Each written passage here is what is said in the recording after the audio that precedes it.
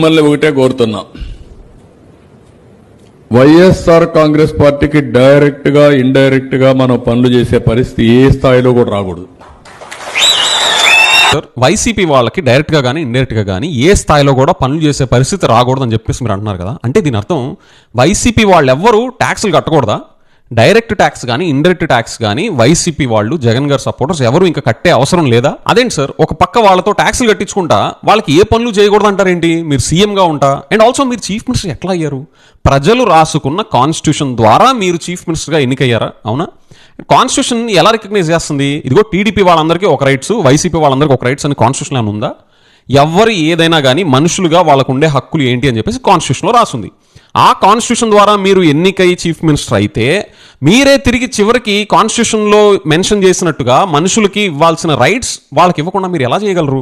How can you go beyond the constitution sir? And అపోజిషన్లో ఉన్న వాళ్ళ పార్టీ వాళ్ళకి ఏ స్థాయిలోనూ డైరెక్ట్లీ ఆర్ ఇండైరెక్ట్లీ పనులు జరగకూడదు అని పబ్లిక్గా బ్రాడ్ డే లైట్లో ఇలా చెప్పిన ఇన్సిడెంట్ ఒక్కటి చూపించండి చూద్దాం. సిబిఎన్ సార్, మీ లెవెల్లోనే ఇలాంటి రిమార్క్స్ చేస్తే గ్రౌండ్ లెవెల్లోకి ఎంత దారుణంగా వెళ్తుంది సార్? రెడ్ బుక్ విషయంలో చూసామా?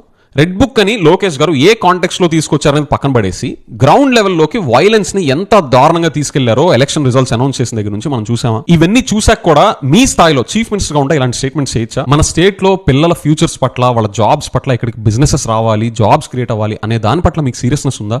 ఉంటే ఇలాంటి స్టేట్మెంట్స్ చేస్తారా? ఎవరికి బెనిఫిట్ చేయాలని సార్ ఈ స్టేట్మెంట్స్? మీ ఓన్ టీడీపీ ఫాలోవర్స్ పిల్లలకే వాళ్ళ ఫ్యూచర్స్, వాళ్ళ కెరియర్స్, వాళ్ళ జాబ్స్ రిస్క్ లో పడేసే స్టేట్మెంట్స్ కదా ఇవి.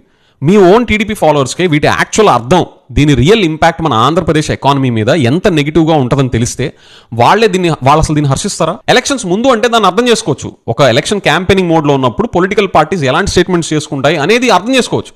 కానీ పవర్ వచ్చేసాక డెమోక్రటిక్ వేలో రన్ చేయకుండా ఉంటే టీడీపీ ఓన్ ఫాలోవర్స్లో ఉన్న ఫ్యామిలీస్ వాళ్ళ ఓన్ పిల్లల జాబ్స్ రావడానికి ఇక్కడ కష్టం అవుతుంది కదా అని చెప్పి టీడీపీ వాళ్ళే అనుకుంటారా లేదా?